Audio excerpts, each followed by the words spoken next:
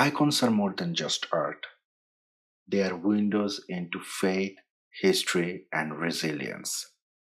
Today, we are diving deep into one of the most famous icons of the Byzantine and Orthodox Christian world, the Virgin of Vladimir. The Virgin of Vladimir was created in Constantinople in the early 12th century. It was painted as a gift to strengthen the religious and political ties between the Byzantine Empire and the Kievan Rus. In 1131, it was sent to Kiev, where it became a spiritual treasure for the people of Rus. But the icon's journey didn't stop there. In 1155, Prince Andrei Boglebusky took the icon to Vladimir, a rising political center. This is where the icon got its name, the Virgin of Vladimir. For nearly 300 years, it remained in Vladimir, gaining reputation as a protector of the city. In 1395, when the Mongol threat loomed, it was moved to Moscow for safekeeping. Over time, Moscow became its permanent home, and it became deeply intertwined with Russian spiritual and cultural identity. The Virgin of Vladimir was created using a traditional Byzantine technique that demonstrated both technical skill and deep spiritual meaning. Every step of the creation was carefully executed, making the icon not just a work of art but a sacred object of devotion. The icon measures 106 by 69 centimeter. However, the central portion, which is the original artwork, is 78 by 55 centimeter. The rest of the panel was likely added later, possibly to fit a larger reja. Now, a reja is a metal cover used to protect the icon. It's often made of gold or silver. The cover leaves important parts like faces, hands visible. It was commonly used in Orthodox Christian tradition to honor and preserve the sacred icons. The process began with preparing the wooden panel. Artists chose strong, durable wood like linden or cedar because it was less likely to crack. They glued a piece of linen onto the wood to make it stronger and prevent splitting. After that, they applied several layers of gesso. Gesso is a mixture of chalk and glue. It made the surface smooth and ready for painting. It also helped the paint stick securely to the panel. Once the surface was ready, they began sketching the design. They used a stylus or charcoal to draw the outlines of the Virgin and the Christ child. These sketches helped keep the proportions accurate and the placement correct. Next, the artist started painting using tempera. Tempera is a technique where pigments are mixed with egg yolk to make paint. This type of paint is vibrant, dries quickly, and lasts a long time. The artist applied the paint in thin layers, beginning with darkest tone first and gradually adding the lighter ones. The layering technique gave the figures depth and made them look lifelike. The faces and the hands are painted using a technique called sankir. Sankir is a technique where artists create a base color by mixing ochre pigments with soot. This mix makes a greenish olive tone, which forms the foundation for the skin. After the sankir base was applied, brighter shades of ochre were added in layers to create highlights. This layering gives depth and lifelike details to the figure. The Christ child's face was painted using a lighter shade than the Virgin. This difference might have been used to show the contrast in their ages. The child's clothes are painted in dark ochre and decorated with gold details. The gold highlights were used to show his divine nature. The virgin mantle was painted in deep, serious color.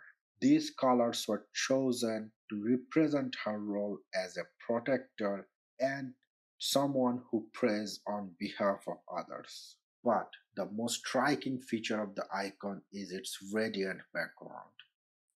Gold leaf was added to represent the divine role. The process began with spreading a thin layer of adhesive on the surface. Then sheets of gold were carefully placed over it and polished to make it smooth and shiny. This gave the icon a glowing heavenly appearance. Fine lines of gold were also added to the Virgin's mantle and the Christ child's garment using a technique called assist. Now, assist is a method where thin lines of gold are painted onto specific details like clothing to make them stand out and appear radiant. This added to the holy and majestic look of the figures. The original painting bore an inscription, an abbreviation for Mother of God. While much of the inscription has faded, part of it can still be seen today. The careful details in the Virgin's solemn gaze and the child's reaching arm give the icon a deep emotional impact. These features have touched and inspired people for centuries. Each step of this process required incredible skill and patience. Creating an icon like the Virgin of Vladimir could take months, depending on its size and complexity. The finished icon is a true masterpiece. It shows the dedication of the Byzantine artists who saw their work as both art and a form of devotion. The Virgin of Vladimir has survived centuries of challenges thanks to significant effort to restore and preserve it. The first major restoration of the Virgin of Vladimir happened in 1237 after the Tatar invasion. The icon was damaged when the Cathedral of Assumption was looted and burned. Prince Yaroslav Vasily Volodovic led the restoration. He placed the icon in a new shrine near the royal doors of the iconostasis. This was the beginning of its long history of preservation. In 1514, during the reign of the Vasily III, the icon was repainted. Most of the original surface was covered and a new case was made to protect it. More work was done in 1566, again in 18th and 19th century. These restorations were done over the original varnish, which helped keep the Byzantine painting of the Virgin and Christ's faces safe. However, the rich decoration covering the icon hid its true condition for many years. In the 19th century, Tsar Nicholas II showed great interest in the icon. In 1896, the restoration work was done on the icon for his coronation. The restorer Osip Chirikov and Mikhail Dikarev found the icon covered in layers of varnish, mold, and dirt. Even though it was in poor condition, they decided not to risk further damage and kept it as it was. During the First World War in 1914, Nicholas and his family prayed before the icon asking for protection for Russia. For the first time in centuries, the cover was removed so people could see and honor the icon fully. After the Bolshevik Revolution in 1918, a group of revolutionaries, scientists, and art historians studied the Virgin of Vladimir. The team, which included Grigory Chirikov, Igor Grabar, and Alexander Ivanovich Anisimov, found the icon in very poor condition. It was covered in mold and showed signs of wood rot. The team carefully removed layers of paint and varnish. To their surprise, they discovered that the faces of the Virgin and the Christ were the original Byzantine work from 1130. These parts had been protected by the varnish while later layers of tempera were added on top. They also kept part of Andrei Rublev's 15th century restoration because of its artistic and historical importance. The restoration was finished in March of 1919. There are two covers that still exist for the Virgin of Vladimir.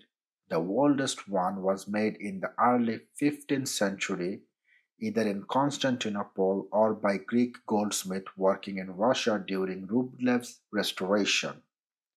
The second cover, a golden robe and halo, was added in 1657 by Patriarch Nikon.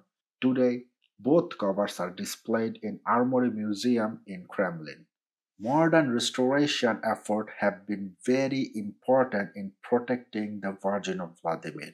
Experts at the National Research Institute of Restoration in Russia used advanced tools like infrared imaging and chemical analysis to find the original pigments and prevent further damage. They carefully cleaned layers of dirt and oxidation, bringing back the bright gold background and fine details of the icon. The Virgin of Vladimir. It is a deeply cherished symbol of protection, faith, and identity for the Russian. At the center of its importance is the Eleusa style. This style shows the Virgin gently holding the Christ child, their cheeks touching. The word Eleusa means tenderness in Greek. It represents divine love and human compassion. The Christ child reaches out to his mother, showing the bond between God and humanity. The Virgin's serious gaze outward shows her role as someone who prays for and protects all people. For centuries, Russians have looked to the Virgin of Vladimir as a source of protection during times of war, crisis, and uncertainty. The icon has brought hope and unity to the people, strengthening their faith and sense of identity. The icon's role as a protector began early in its history. In 1164, Prince Andrei Bogolyubsky took the icon into the battle against Volga Bulgar. Historical accounts say it gave courage to the army. They captured four towns, including Byakimov, with few losses. Some stories even mention a fiery light shining from the icon during the battle, seen as a sign of divine help. In 1174, after Prince Andrei was killed, the city of Vladimir fell into chaos. Riots and violence broke out across the city. A monk named Mikula took the Virgin of Vladimir and walked across the street in a solemn procession. Miraculously, the unrest ended and peace returned. This event strengthened the belief that the Virgin of Vladimir was the city's divine protector. In 1395, Tamerlane army advanced toward Moscow. To protect the city, the Virgin of Vladimir was moved to the Kremlin. A large public procession was held and people prayed deeply before the icon. Records say Tamerlane had a frightening dream that warned him not to attack, and soon after he retreated and Moscow was saved. The Ugra River linked to this event is still called Cincture of Theotokos. During Khan Ahmed's attack in 1480 and the Kazan Tartars' attack in 1521, the people of Moscow prayed before the icon. Legends say enemy was struck by great fear or saw visions of divine army. This forced them to retreat and saving the city from destruction. In 1698, during the Streltsy rebellion, Patriarch Adrian carried the Virgin of Vladimir in a procession.